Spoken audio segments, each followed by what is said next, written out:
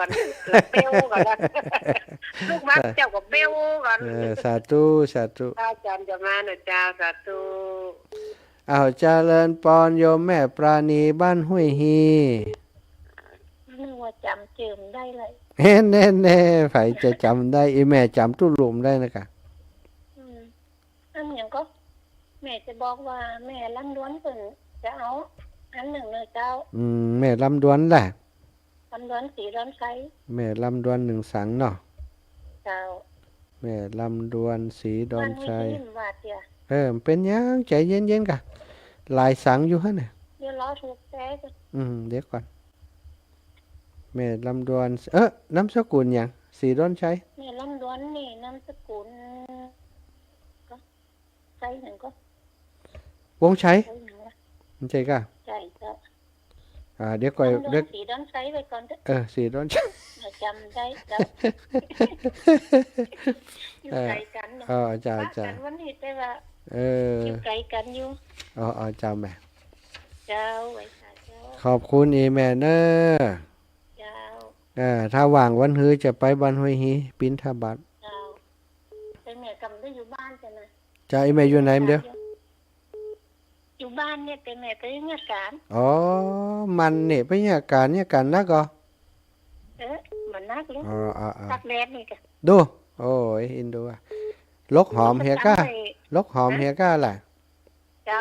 ตั้งไปทำบุญจ้ะดีละกลางจ้องกลางร่มเฮียเด้อสาธุดีละเจ้าสาธุขอบคุณอีแม่ขอบคุณเจ้าย้ายพรมาจากกลางเจ้าแล้วมาหาเป็นว่าดังไปปุ้นกะดังยังไงดังไปฝ่ายหินกะเจ้าขอบคุณท่านอาจารย์พระครูสมุวิสุวัฒน์วรกิจโจ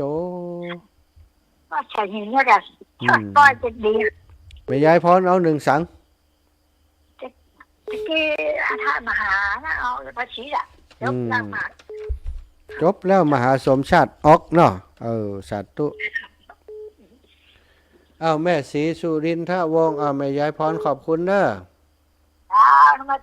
เจ้าเจริญปอนแม่ศรีสุรินทวงศ์นักการเจ้าข้าเจ้าแม่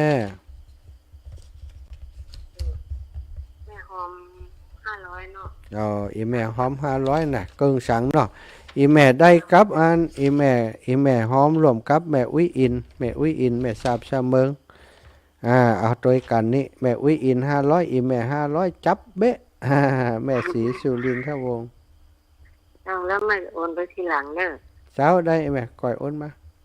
งานนี้ต้องมานะวันที่8เตรียมตั๋วมานะไปเลยมากำได้มาไปเลยยังได้จะได้ดำหัวครูบาอาจารย์ด้วยกันกะเนอะเตรียมตั๋วไว้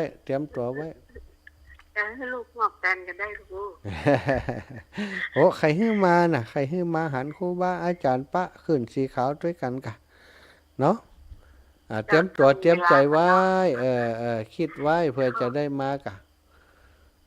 สาธุนะแม่นะขอบคุณหลายขอบคุณนะศรัทธาญาติโยมแม่ศรีแม่สมบูรณ์วงแสนจะได้จิมากำเดียวหายเสียบแม่สมบูรณ์จิมาแหมไม้เหลือเวลาอีกนิดเดียวไผจะโทรมารับแหม1 สายถ้าจะได้อยู่แหม1 สายถ้าจะได้อยู่ตอนนี้ได้14ชุดแล้วเนาะศรัทธาญาติโยมเนาะรดน้ำดำหัวครูบาอาจารย์เป็นประเพณีที่ทำกันทุกปีเนาะครูบาอาจารย์เพิ่นจะประชุมชุมนุมอยู่ที่วัดใดวัดหนึ่งนะปีก่อนปุ้นเชียงไฮ้ก็จัดที่ม่อนสี2 เมืองจากสี2 เมืองก็มาจัดที่วัดเหล่ามนทาทิพย์จากวัดเหล่ามนทาทิพย์ปีนี้ก็จะมาที่วัดบรรพตสถิตเนอะเจริญปอนสายสุดท้ายมาแล้วเจ้าไปสาลูกเนี่ยหัวเขาเก่ามาหลังนี่หลายเจ้าแล้วนะเดี๋ยวจะไปเอาเนอะเจ้าคนได้ก็ถามว่าไป ปิดจะมาเอาได้มาเอาได้ เออ แม่ก็เลยว่าเปิดไปอีกน้ำขังบ่มาเดี๋ยวกาย เจ้าสาธุนะแม่นะบุญรักษาเด้อ